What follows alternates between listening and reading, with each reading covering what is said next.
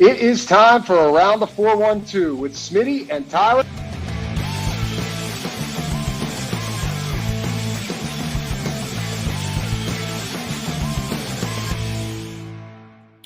Welcome back to another episode of Around the 412. I am Tyler. With me, as always, is my co-host, Smitty. Go follow us on all of our social medias at Around the 412. If you're not watching the show there already, even if you are, hit the subscribe button, hit the notification bell so you never miss when we post a video. And if you're a Steeler fan, when we go live for Steeler Saturday Sit Down, we'll be going live this upcoming Saturday to talk about the Steelers and Packers matchup on Sunday Night Football. So go check that out. Tune in Saturday morning, 10 a.m. Eastern. But this is the Penguins show, so if you're the only Penguins, that's fine. Still hit the notification bell so you never miss a video. Also, follow us on the listening platforms like Spotify and Apple. You can leave a comment on Spotify as well if you want to ask any questions, hear anything you like in the show and want to let us know. Check it out. We can check those out, read those as well. So hit us up on there, leave a 5-star review. Also, check out the description of each and every show where we've got all the links to our great sponsors, as well as the GoFundMe link for year 8 of Rocking Around the 412. If you don't know what it is, where you've been, it's our Christmas fundraiser where over the past 7 years, we've been able to help children in the local Pittsburgh area, provide them with the Christmas that they have always deserved. Smitty and I had to never worry about where it was coming from growing up, and we have been able to do over 177 kids for the money raised in the first 7 years, and we are over 200 so far this year because the East Rochester Salvation Army Angel Tree has kicked off. We do that in the name of our late friend Dalton Keene, and we have surpassed 200 total kids throughout the 8 years. Great number. We want to continue to push that as much as we can until we get to our cutoff date in mid-December. So get involved with the East Rochester Salvation Army if you want to. You can also get involved with the GoFundMe or donate to Smitty or myself directly if you want 100% of your money to go to these kids and these families. We are also going to be giving away some prizes as well for those people that do get involved and donate. Pat Frymuth autograph, a pair of Penguins tickets for a game this season. We're going to be giving away some Around the 412 merch, Game Changers shirts, all sorts of good stuff. So get involved, chance to win some cool prizes, but most importantly, you're able to help impact and provide children in the local Pittsburgh area the Christmas that they have always deserved. Put a smile on their face this holiday time of the year. I know this isn't the Steelers show, but I just thought about it now when you mentioned the Pat autograph thing. What should I get autographed? Maybe we should get input from the people what they want autographed. Like, should it just be a jersey? Is that the best thing to get? Jersey, or would you prefer a ball? Football, a mini picture? helmet? Yeah. What do you guys want? Let us know. But we'll talk about it more. We'll put out a tweet and see what people want. But yeah, this isn't the time to talk about it. Just popped in my mind there. Before we dive into the games, I do want to give a shout out. The voice of the intro for Around the 412, Josh Gatzoff, was great to see him back on TV. A pretty scary situation that we talked about briefly last week with him passing out. But shout out to Josh. Shout out to Joe Brand for stepping up in that role as well for him for a couple games. But Josh back in his rightful spot there, did a great job, didn't miss a beat. And this team is not lost, Tyler, since the last time that we talked. 3-0 in their last 3 games. Unlike the Pittsburgh Steelers, they won on Thursday against the LA Kings. Followed that up with a win against the San Jose Sharks. And then I would say their most impressive win so far of the season, just a 5-1 drubbing of the Vancouver Canucks. They gave up a goal, like a minute and 10 seconds into this one, and then just completely shut it down. Silovs is fantastic, which honestly he has been for 3 out of the 4 games. The one was just really bad, but he's been very good in his other 3 games that he's played. Defensively, I feel like we talked about this a bit last week, even while talking about maybe they're not always going to get the results. I just feel like the system's in place. I feel like they have a really good system. I like Dan Buse, what he brings to the table. And I think that when things are clicking, you're going to have more performances maybe than we expected that look like this. Maybe not a 5-1 game, but I could see like that 4-2 game against the Kings, kind of them being able to play games like that stylistically with the system that Dan Buse has put in place. They've been really good and really impressive for honestly what the expectation was going into this season. I think that a lot of us really expected I wouldn't say like poor style of play, but based off of what we expected the personnel to be playing, like low expectations were to be had. But honestly, they have surpassed every expectation that I have had and blown that out of the water. They were 3-0 since the last time we spoke. I think that what we have seen 5-2. is, By the way, I should probably mention that 5-2 right now. Yeah, 5-2 overall, 3-0 since the last week when we spoke, and I think that you're right. Like the Dan Muse system, what he's been able to instill in this, not only is it being good offensively and being able to cycle the offense and really drive play, and you're getting that from multiple lines, but they have been a lot more responsible with the puck in their own end, which is something that, not to necessarily blame all the credit on Mike Sullivan, but we never saw an improvement over the last several. We never saw an adjustment in the style of play with that. Dan Muse has done that just a week of games into the season, and we are able to actually see what a efficient game plan looks like when it comes to getting the puck out of your own zone, being able to create havoc in the middle lanes of the ice.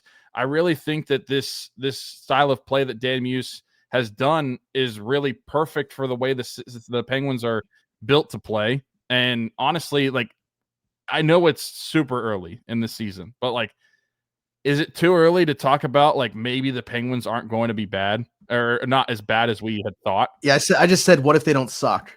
I tweeted that yesterday. I feel like the cracks would be still shining through if this team was going to be that bad, and they're not. I really think that, I'm not saying they're a playoff team. I'm not saying that at all, but they're not going to be as bad as what we thought they were going to be. And I'm sure that that's going to drive people up a wall, because it's like, if you're going to be bad, you're not going to make the playoffs, you might as well dive all the way in. Still some issues. I don't think that they're getting a lot from some of the wingers on this team. I think that the left side of the defense is still a mess at times, but overall, I think for my boy Parker Wotherspoon, the next Marcus Pettersson. Parker Wotherspoon, he's actually been really good. He and Shea actually have they're like the best. Yeah, they got to find. I mean, it's we're like getting really nitpicky here, but that third line the third pairing left side, Caleb Jones has been dreadful. Probably their worst guy that's played in multiple games. But like, you insert Matt Dumba, he did not play well. Clifton was okay playing on the offside. Do you try him as the third pairing left D with Brunicke? I mean, I don't know what the answer is there. But I'll be honest, I think a lot, like, they're getting ridiculous goaltending right now. What are they, like, top 3 in goals save above expected? I mean, even Tristan Jarry played really well in the game that he's played since we last spoke. So I think that they're playing above their heads right now. They're in top 3 in goals save above expected. They're also in like top 5 in terms of goals scored over expected offensively, which kind of says like that should probably level out. And so I guess it depends on how drastically how sustainable you think the goaltending is, to me, more than anything else.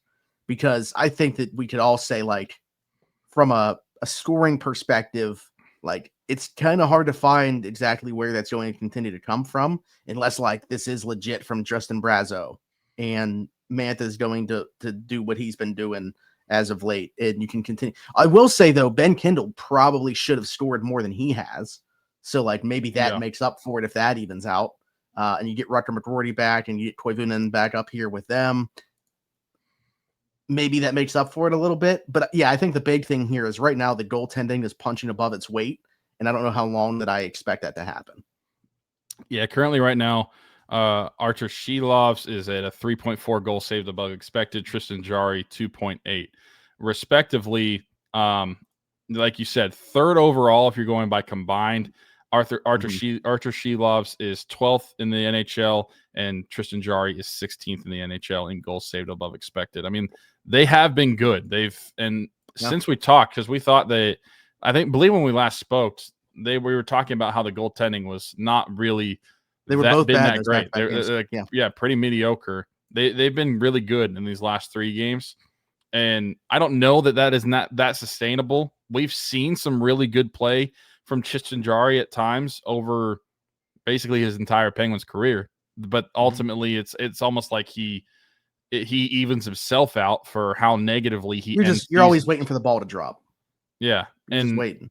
Arturs Silovs, I don't know exactly what to expect. I don't think I expected that high of play from him, but I don't know that it's going to necessarily drop out as hard for him as we expect for Tristan Jarry.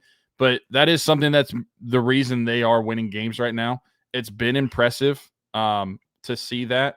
And like when you pair that with what you're getting in front of them, that's why they're winning hockey games. Like they are driving offense. And as much as outside of your boy, Parker Wotherspoon, as much as the left side of the D, they can't really figure out what to do there.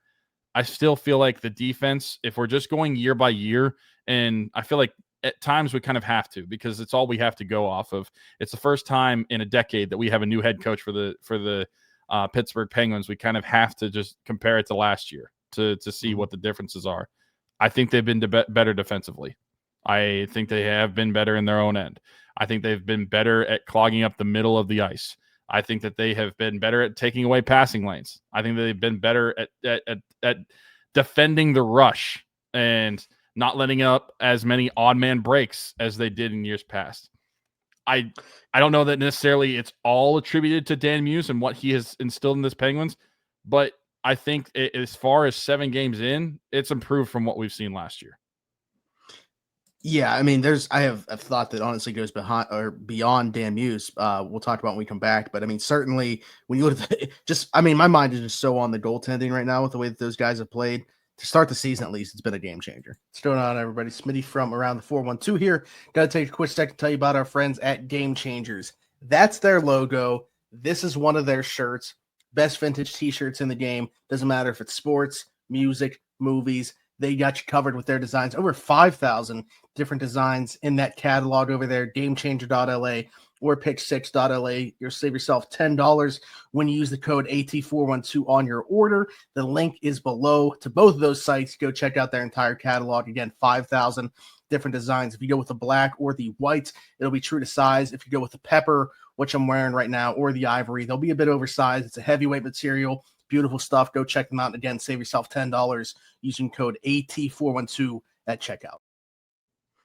What I say goes beyond Dan Muse. I understand that it's his system, but when you looked at how much of the coaching staff was also reshaped, Todd Nelson I thought was an excellent hire. Obviously, we all love Nick Bonino, but I don't know what to make about him as a coach. I don't know yet in terms of that. Rich Clune was also brought in as an assistant coach. I think Todd Nelson's the big one for me here. Like, what's the impact there in terms of what we've seen defensively? Because it's not like they're just like totally shutting it down either. And what I mean by that is like you're still seeing the defenseman activate. Like you're seeing Carlson still be active in the O zone. You're seeing Brunicke obviously get free and do his thing. I feel like Letang's still been relatively active. These guys are carrying the puck at times. Like, so it's not like they're just, staying at home and shutting things down. Mm-hmm. They're still being active. And so I don't know what that, again, we're talking about a small sample size here. Talking about Sullivan's system to Dan Muse's, but I do wonder about the influence even further down in the coaching staff and how those guys are kind of all playing into this transition as well. Yeah, I think the complete overhaul was needed, and I think that it is affecting. Like they kept the goaltending coach, which we'll see how that Kyoto looks at the end of the year. I'll say this: I don't know that he's necessarily the reason for the improved goaltender play, but the goaltenders have not played bad enough where I think that he should be losing his job right now. So maybe, going back to the conversation with why it happened, it was very clear that they felt like the goaltending play or why they were giving up so many goals, I guess, was more about the defense than the goalies. And again, small sample size here. Maybe they were right. They could be.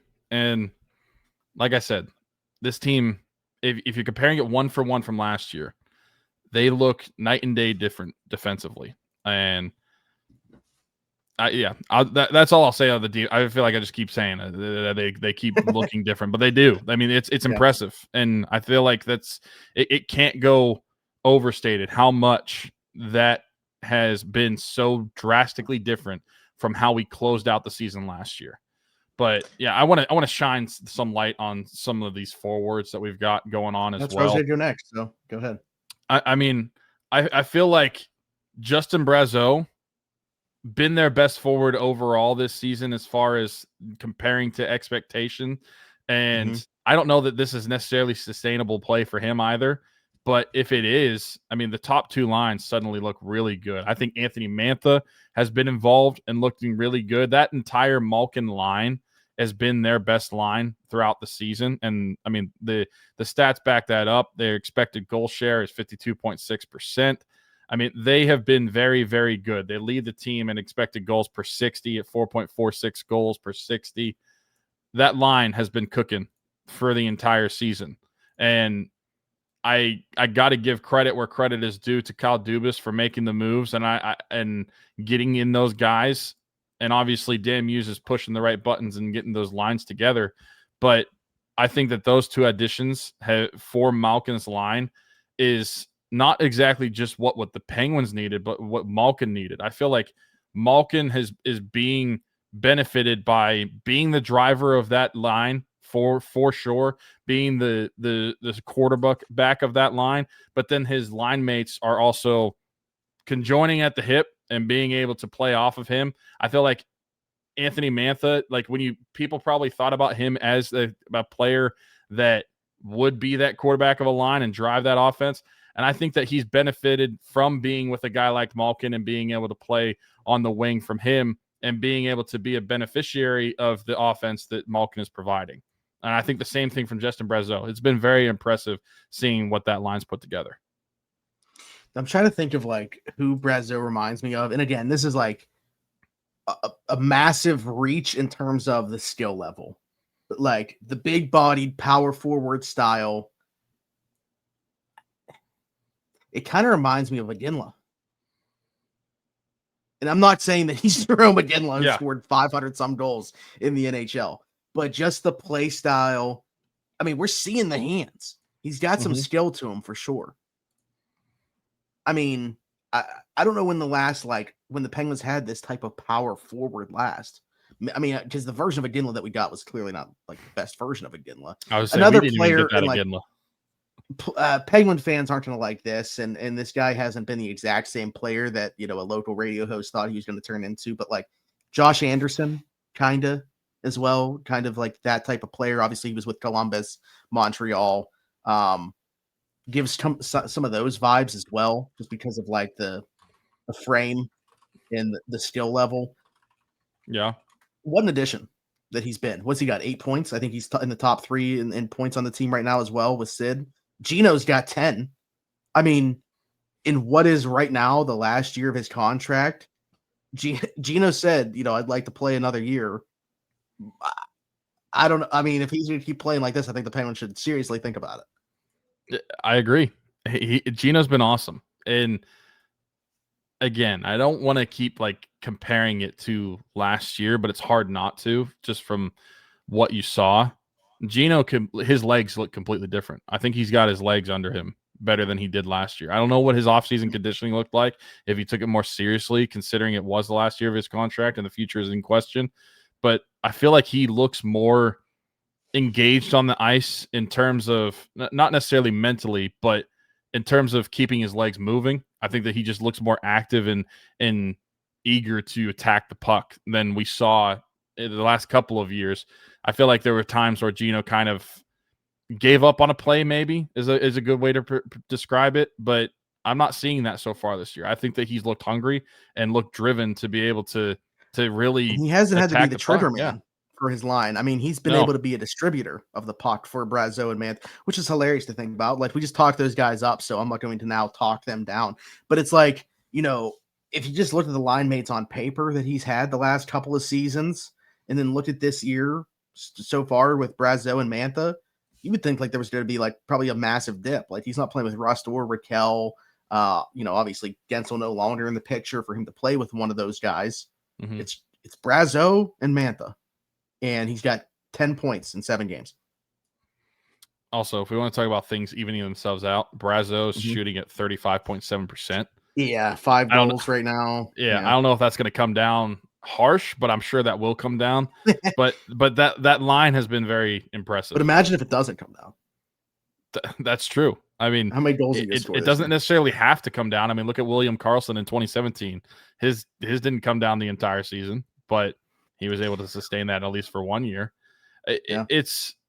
They have been those three guys have been very impressive playing together. I think the top line has been fine. I think at 5-on-5, Sidney Crosby's been fine.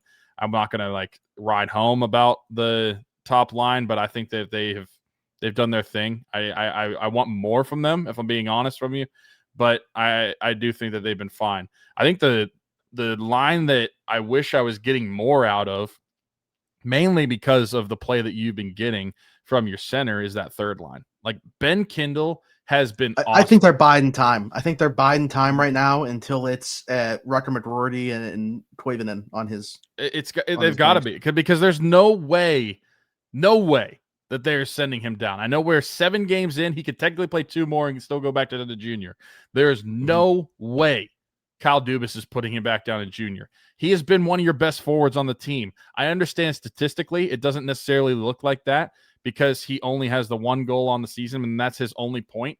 But in terms of driving play, he's been one of your best players. And I really think the wingers have been the reason that he has not been getting onto that box score more than he has. But his expected goals are up there with the likes of Malkin, Brazeau, Rust, and Crosby.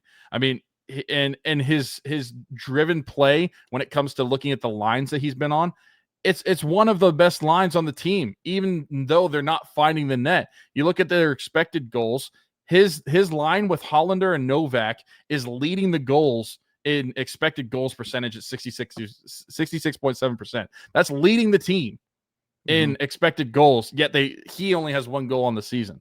There's no way he's being sent down. As soon as he sniffs better line mates and more line mates with better finish and scoring touch, I really think that he's going to be getting on the box sheet more, because he has been very impressive, especially for an 18-year-old kid who we, to his credit, like criticizing us, we said like he should be sent down. But to be fair, so did everybody. Kyle Dubas made the decision to keep him up here, and I'm glad he did, because he has been very, very impressive. Absolutely. You talk about the line mates. We'll come back and talk about that in a second. But I mean, the easiest way to put it right now is a lot of guys just not making the cut. What's going on, everybody? Smitty from around the 412 had to take a quick second to tell you about our friends at Keek's Barbershop. That's Keek's Barbershop, 401 Burkage Way, Suite 2 in Beaver, PA. Download the app, The Cut, book an appointment with Christian today, or you can do a walk-in with Tony or Ashley. Again, download the app, The Cut, to book an appointment today, or they do take walk-ins as well. Could not imagine going anywhere else. Old school vibe in there. Check them out. I think the big thing, like, McGroarty comes back. I think that you play him there. I also bring Koivunen back up. I think the big thing with sending him back down is, like, it's hard to find a spot where it makes sense to play him right now. But when you talk about, like, adding him to that line where now there is a lot of skill, I think it makes a lot more sense and deepens the lineup when you're able to do so. So then the big question becomes, how do you fill out that fourth line? I think Connor Dwyer has played too good. I think he's been one of the bright spots within the bottom 6. I really like Hollander as well and what he can do from a penalty kill standpoint. And I probably slightly lean Blake Lizotte just from an energy perspective. And also he can kill penalties and stuff. I don't need to see any more Noel Acciari. Tomasino's been one of the more disappointing players on this team so far. And same thing with Novak. I know he just scored a power play goal in the last game, but, like, to me, him and Tomasino, 2 guys I was somewhat hopeful for coming into this year, and I thought maybe they could carve out roles. Most nights they've just been passengers, and you can tell me they didn't play, and I believe you. So I think those are the 3 guys that I look at when you get McGroarty back in the fold, Koivunen back in the fold, and how I'd shape things up. Yeah, got an update today about McGroarty as well. He looks like within the next month he's going to be coming back and having what will probably feel like a rehab assignment. He missed all of training camp, missed the preseason, so he's going to be starting the year down in Wilkes-Barre, which to be expected. He'll probably be playing with Koivunen, I would imagine, down there as well. So we'll see how quickly those guys can make. Yeah, I was kind of hoping around Thanksgiving, so we'll see. We're going to be close to that. Yeah. Well, we'll see what that looks like. Another forward that I know you've been high on, and I've been impressed with him as well. Connor Dewar on the fourth line. I feel like he's looked really good so far this season. It has a couple of goals himself. I feel like he kind of goes unspoken when it comes to some like these quote unquote like young guys that the Penguins have, and maybe was at least opening the season kind of a afterthought in terms of the names when you're comparing him to the Tomasino, Novak, and the others that they were opening the season with. But I think that he's had a really good season so far. Like being on the fourth line and being able to get the play out of him that you've had, I thought that he's looked really good. Goes to the dirty areas. I think you need a couple guys at least that are going to be like that. I mentioned Blake Lizotte, is why one of the guys I would keep around the fourth line. I think that he's part of that group as well that will do that. But yeah, one of those goals on a deflection, and he'll go to those grimy areas, just does a lot of dirty work on the boards. But I think he can transition the puck really well. I think he understands spacing super well. Yeah, he was kind of just a throw-in, right? Last year with a trade with Toronto, I believe. Mm-hmm. So kind of nothing thought about that deal at the time. But I mean, if he carves out a nothing nice burger, as the kids say nowadays. Yeah, a nothing burger of a trade. But if he carves out a nice role for himself in the bottom six, I think that's completely fine. We'll see. I mean, there's going to be so much competition, I feel like, when we do get healthy, when those guys, when McGroarty is back into the fold and Koivunen is ready to come back. I mean, even a guy like Kevin Hayes going to be coming back at some point. We'll see if they're going to try to find a way for him to get into the lineup. I mean, this is a guy. I mean, I don't. It just kind of sucks because I don't think Kevin Hayes was bad last year. What, he scored like 13 goals, something like that for this team. And I mean, I thought more useful than keeping a guy like Noel Acciari around. Sure. But it's just like, how much purpose does either one of those guys serve? Like, if I have to pick one, it's probably Hayes.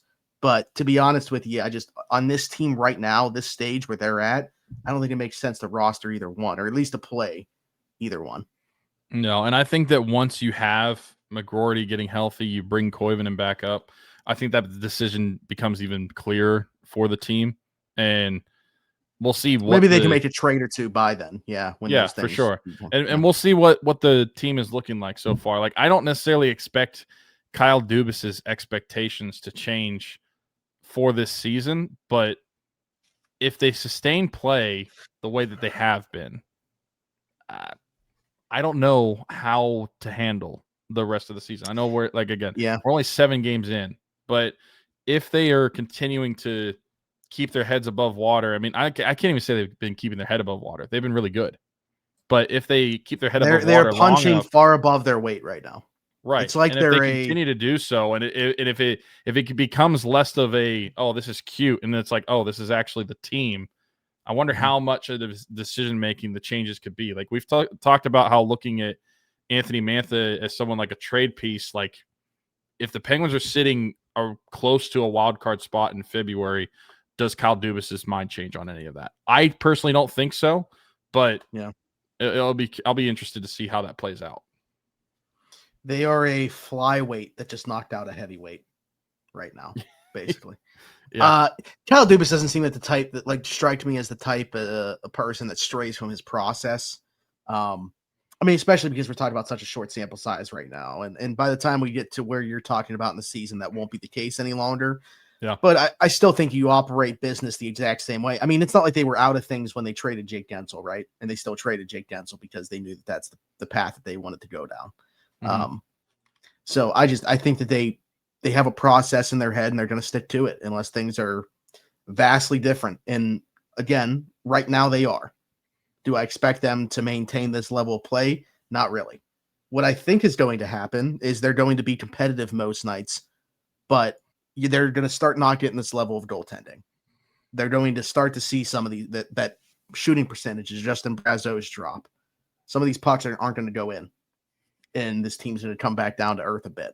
And they'll be at where the talent level, I feel like, says that they should be. That's what I feel like is going to be the reality. But again, if you're talking about far down the road, if they are still somehow playing at this same level, then yeah, I think it's a different conversation to have. Because by that time, Justin Brazeau might be a 30-goal scorer. Well, we'll see what happens that far down the road. But one thing I hope keeps happening, Sidney Crosby keeps finding the net, keeps finding his teams. teammates for the net and continues to rack up these points. Currently, a little over a point per game, played in 7 games, 8 points And on the that's season. I know you mentioned the top line thing, and I wonder if it's just like him coming back and being rusty, or if he's still like dealing with an injury and playing through it. Brian Rust so far, pretty non-existent. I mean, just 2 assists in his games played. Just 2 assists so far in his games played. He's only played in 5 of the games, but like very, very unimpactful. I feel like right now he's still got that go-to move that I feel like he tries at least once a game. Almost scored on it last game, but didn't. Yeah, I mean, not a whole lot of production there. You mentioned the top line woes, but to be honest with you, I think like a big thing that's gonna obviously dictate what Sid's season could be is gonna be the power play. And off to a good start right now, 6th right now in power play percentage at 26.3%. Another thing that I feel like we got to credit Todd Nelson to. He's over the power play, took over that responsibility. They've been pretty decent so far. I mean, they actually, thinking about it last year, they weren't as bad as probably a lot of the perception was on the power play. It was vastly improved. Well, because, oh man, how am I blanking on who the defenseman was that they have like almost a 50-point season? And then didn't even come back, and he ended up signing a PTO somewhere else. Who was the guy that was with the Grizzlick? Matt Grizzlick. Yeah. What do you have, like 40 points something last year? Like he was running the show on the power play and actually had a pretty decent season from a power play perspective. So yeah, the power play certainly overachieved last year. Yeah, for sure. But off to a good start this year. But we mentioned Sidney Crosby. In this last game, he does surpass Mario Lemieux for first overall points when you combine regular season and playoff points. So hats off to Sid. He's also, I mean, I was looking at the stats today. He is at 1695 on his career. So hopefully within the next game or two, he can get a couple good games and be able to hit that 1700 mark in his career. But also Mario, I'm pretty sure, is sitting pretty at 1725. So we're only probably talking about another couple months before Sidney Crosby is going to be the overall points leader in every facet when it comes to being the Pittsburgh Penguins' top point getter. And enough can't be said about Sidney Crosby. We saw what he did last year, setting that record, passing Wayne Gretzky for the most seasons at a point per game play. Obviously, we're hoping he can extend that record this year, but it's just still impressive what this guy can do, the grind and the level of commitment that this guy has to the game. We're just very blessed to be able to watch him for as long as we have and continuing to do so and watch him continue to break records. It's going to be a big one. I mean, it was a big one on Sunday, but I feel like the overall point leader for regular season, I think like that's probably going to be even bigger because then it's going to be him alone on the top of the mountain. Coming up for the Penguins, you certainly talk more about that, but coming up for the Penguins, well, actually, the way we record these and schedule these, this game's going to already happen. I was going to say they got this defending 2-time Stanley Cup champion Florida Panthers on Thursday, so you can let us know in the comments what happened in that one. Blue Jackets on Saturday, the Blues on Monday, and they got a back-to-back here with Philly on Tuesday as well, with a 6 o'clock start on that Tuesday one. That's interesting at Philly. So yeah, interesting road ahead for them. I'm going to play an ad from our newest sponsor, Shop Yins, and then we'll come back and close this thing out and maybe talk about Sidney Crosby some more. What's going on, everybody? Smitty from Around the 412 had to take a quick second to tell you about our newest sponsor, Shop Yins. A lot of people have been asking me about Around the 412 merch. We got it. Down below is the link, shopyins.com. Save yourself $10 off a minimum purchase of $30, which is basically like you're just buying one t-shirt if you're over there right now. Orders of $75 or more also get free shipping. And while you're over there, don't just check out our Around the 412 stuff. Taylor's got Penguin stuff, Steelers stuff, Pirate stuff, a bunch of good stuff always coming out.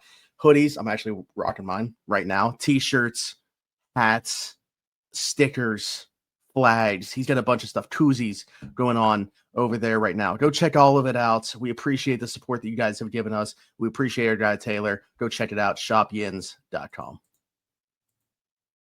What I loved is after the game, Sid being like, what have I played, like 500 more games than Mario or something like that? Yeah. Like that's immediately where we went to, downplaying his own accolades to prop up 66, which you got to love.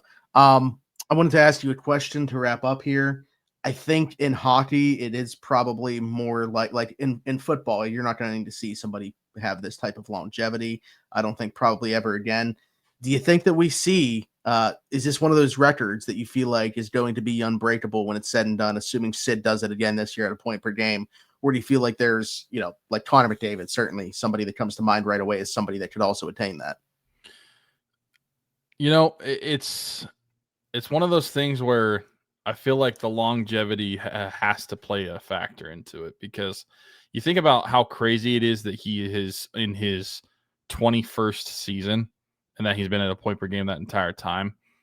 I know, like, Connor McDavid this is his 10th season, I believe. Think 10th or 11th.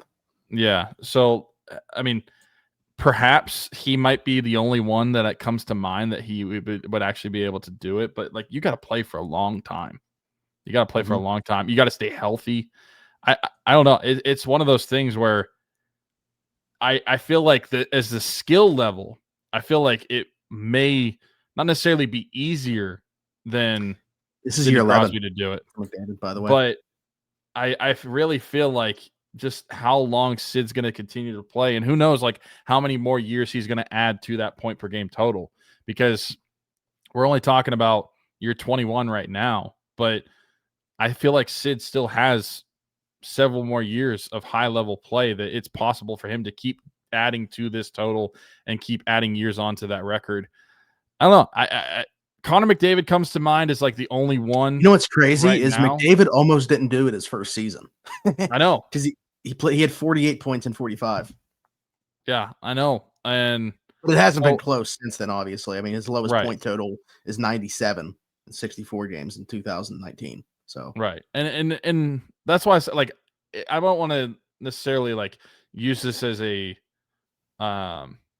excuse as to why it will be broken or could be broken or easier to be broken.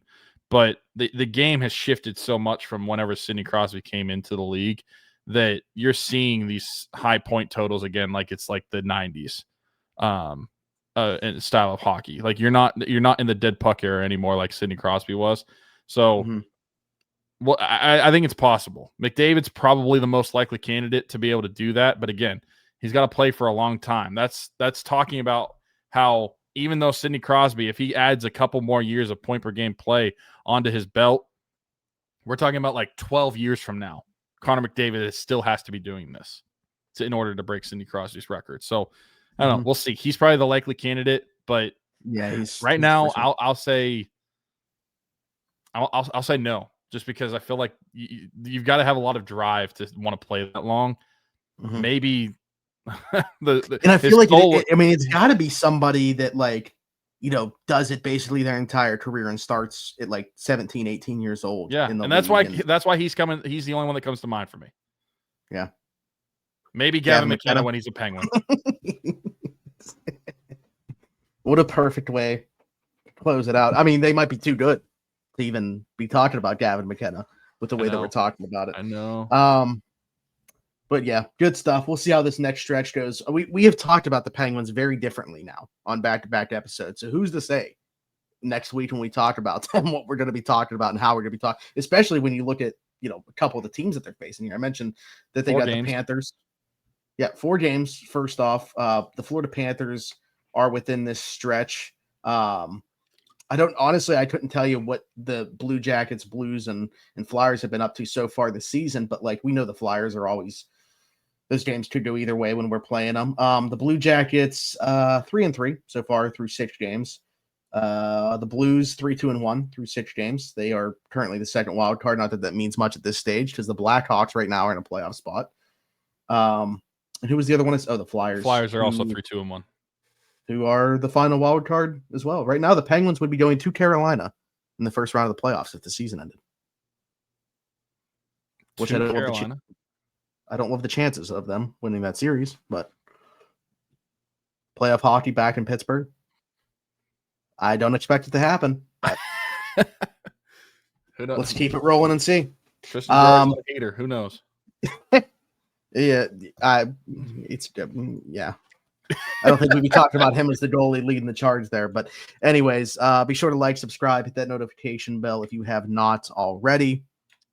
Hit us in the comments, your thoughts, anything we talked about today, question for a future episode. all that good stuff. If you're listening somewhere else, Apple, Spotify, wherever you get your podcast from, we are there. Just search Around the 412, leave us a 5-star review and subscribe while you are there. You can hit us in the comments over there as well. And then there's a description, whether you're watching or listening, with all of our great sponsors, Year 8, Rocking Around the 412 information, as well the direct link to our GoFundMe, or you can donate Tyler and I directly. You donate any amount of money. Yes, we're going to make it any amount of money this year. You'll be eligible to win some prizes. Tyler giving away Penguin tickets. This is the Penguin Show, so pertinent to talk about. Let us know what type of Pat Fryermuth autograph you'd like. Some merch from Shop Yins, some stuff from Game Changers going to be involved as well.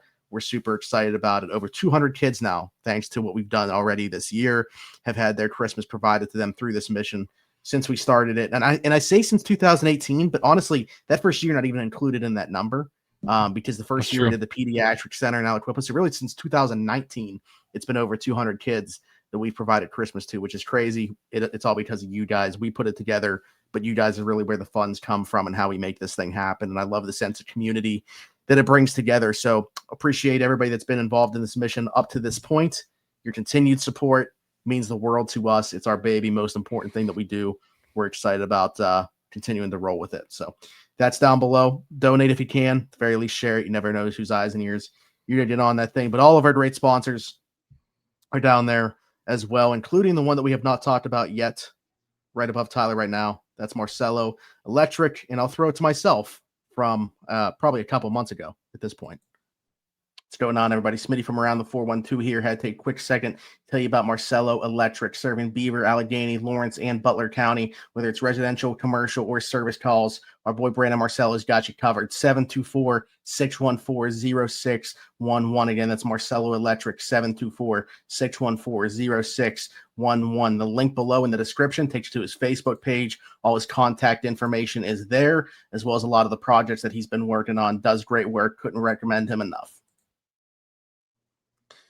All right. I don't think we have anything else to say. If you're also a Steelers fan, Steelers episode dropped this week and we'll be going live on Saturday. Finally, back after a couple weeks not being here. One because of me, one because of the Steelers schedule. But we'll be back for another Steelers Saturday sit down on Saturday. If you hit that notification bell, you'll know exactly when we go live around 10 a.m. Eastern. Sometimes it's not right at 10. We're typically on time, I feel like, but maybe a couple minutes. Tyler and I get talking a little bit about the college football slate, and then I'll look at it's like 10:02 sometimes. But either way, we'll be here around 10 a.m. Eastern, so join us for that. Super excited about that because I'm super excited about that Sunday Night Football matchup. But this is the Penguin Show. 4 games before we talk next. Super excited to see how those results shake out. Follow us everywhere at Around the 412 and live tweet with us through the games through that as well. Follow Tyler, Wild_Teeks33. Hit me up everywhere. Zachary Smith, PGH for Tyler, myself. This has been the Around the 412 Pen Show. We'll see you next time. Bye-bye.